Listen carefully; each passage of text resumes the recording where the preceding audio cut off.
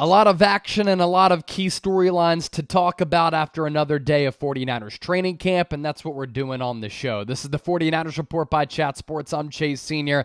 Hope all of the faithful is having a phenomenal weekend. Of note here, no Brock Purdy today at practice in Santa Clara. This was a scheduled off day for him.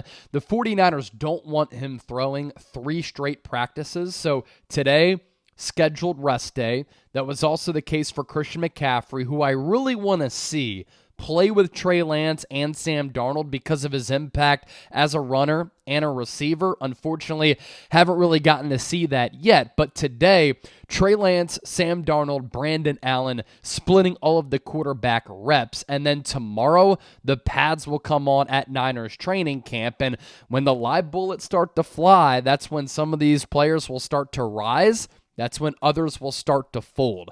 As for the quarterback numbers on Sunday here, Trey Lance, 5 of 8 in 11 on 11 reps. 12 of those came against the 49ers first team defense with the San Francisco 49ers first team offense. Sam Darnold, 4 first team reps, 16 reps in total. He completed 7 of 9 passes. And then Brandon Allen got 8 reps in 11 on 11, 4 of 5 passing. None of those with the first team offense. So Lance, 5 of 8. Sam Darnold, 7 of 9. Brandon Allen, 4 of 5. Those numbers according to Matt Mayoko, NBC Sports Bay Area. And today, Trey Lance wasn't bad. Trey Lance was really solid.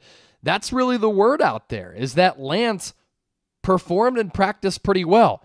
Sam Darnold was just better. And Sam Darnold was a little bit sharper with some more explosive plays. And it just came down to the fact that Sam Darnold a little bit more consistent. And what continues to be the 2 primary issues with Lance really? Lack of consistency, lack of accuracy, and so far those things have held him back in his NFL career, and they've been the 2 blemishes on his training camp resume so far in 2023. You want to throw in the injuries in there as well, the finger, knee, ankle, you can do that, but it was good to see Lance finally rip it a little bit and get some reps with that first team offense. Sam Darnold, on the other hand, kind of just stole the show. Threw 3 touchdowns. Lance threw 1 touchdown, ran for a tutty, but the touchdown did come on a play that in real game action could have come under question because Spencer Waege, the undrafted free agent defensive lineman out of North Dakota State, who's really been turning heads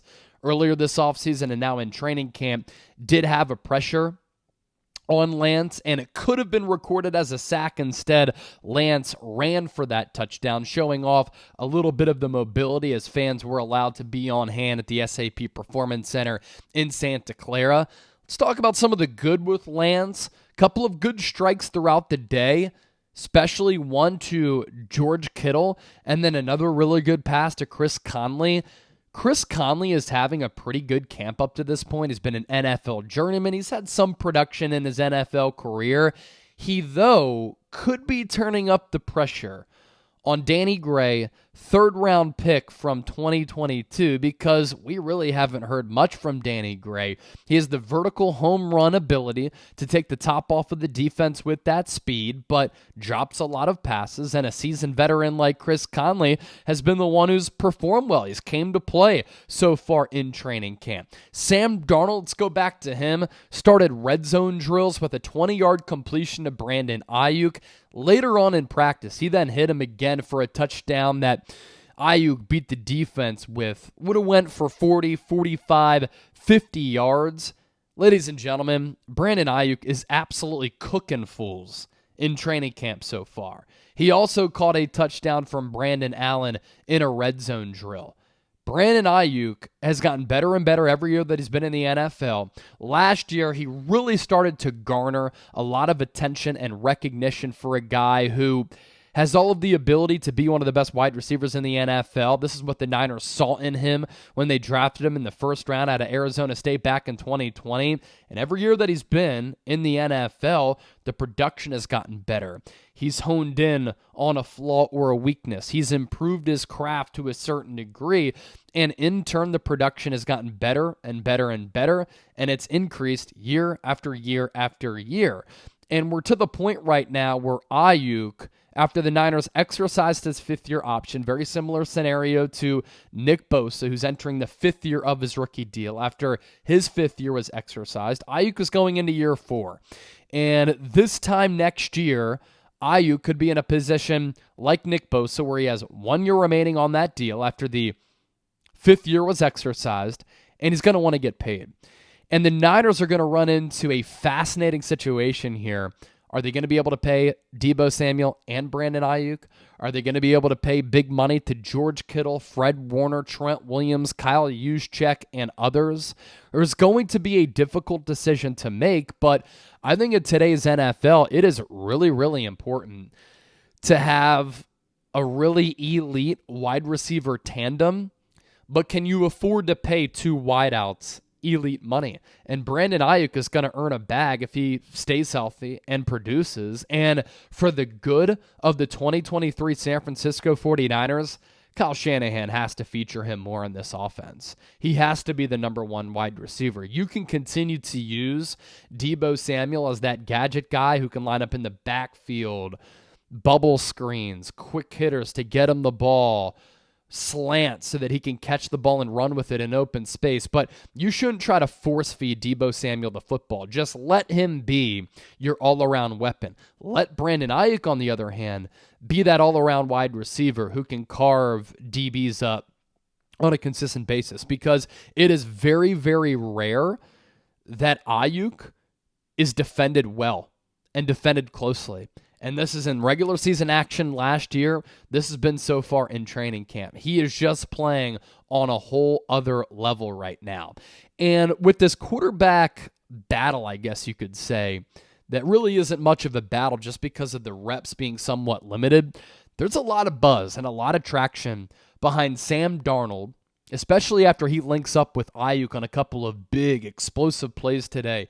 He could be the QB2 ahead of Trey Lance. And you think about what insiders have said all throughout this offseason, from Ian Rappaport, Adam Schefter, Albert Breer, and others.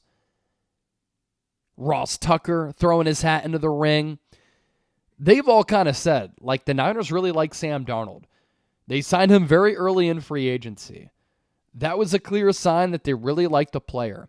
Kyle Shanahan has complimented him a lot, saying he's a stupid athlete with crazy ability, great arm strength, great physical frame, and the ability has never been the problem with Sam Darnold. The Niners clearly saw that, and they're like, man, can we maximize him? Can we bring the best player out of Sam Darnold?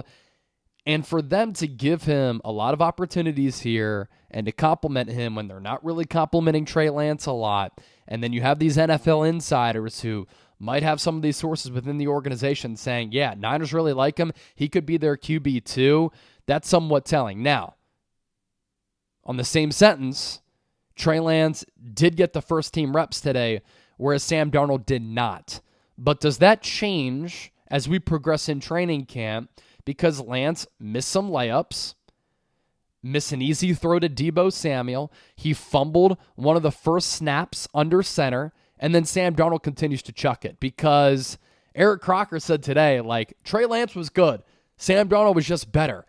And Sam Darnold was looking like Aaron Rodgers out there. And shout out to Crocker. He does a great job for his YouTube channel as well. I'll always be an advocate for other content creators out there and supporting their platforms. So that's pretty telling from a guy in Crocker who played NFL and then Arena League football, whatever his resume is.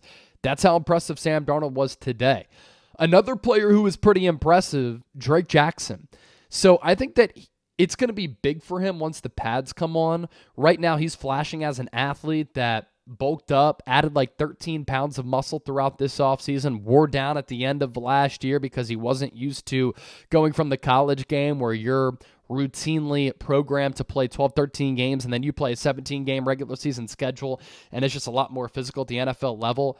But he's looked the part so far. And when the pads come on, will he be able to further some of that physical dominance? And will he be able to display some of that really natural ability that he has? There was a play today in which he went stride for stride with Elijah Mitchell on a wheel route, and it hit Drake Jackson in the back of the shoulder pads on that 95 jersey. The throw did come from Trey Lance, but look, I don't know if it was a bad throw or not. I think it was a really good defensive play because you have a guy, a defensive end, who's going step for step with the running back. And the development of Drake Jackson this year is one of the more underrated and under-talked about storylines for San Francisco going into 2023. He needs to give Nick Bosa help on the other side at that other defensive end spot. So too does a guy like Clelin Ferrell. Like Nick Bosa can't wear down like he did the final month last year when he had 1 sack.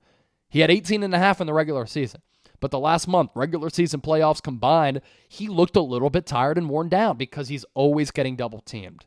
Now that you have Javon Hargrave, and if you can get the development of Drake Jackson and or solid play from Clelin Ferrell, where they can give Nick Bosa some help on that other side, that does wonders for this defense. Speaking of Nick Bosa, Pad's coming on tomorrow.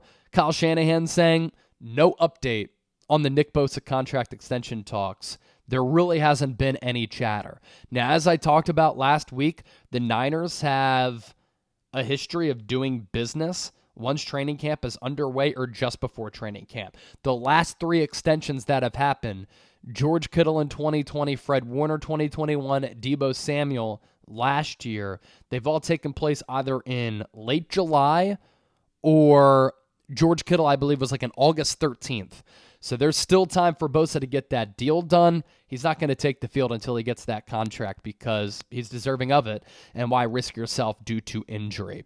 We're going to continue to keep you in the know and up to date with all of these 49ers training camp developments. So that's why you got to subscribe to the show. I'm Chase Sr. Hope everybody out there has had a fantastic weekend. Wanted to hop on the mic to chop it up and talk some Niners training camp because the juices are flowing because we have some actual football to talk about.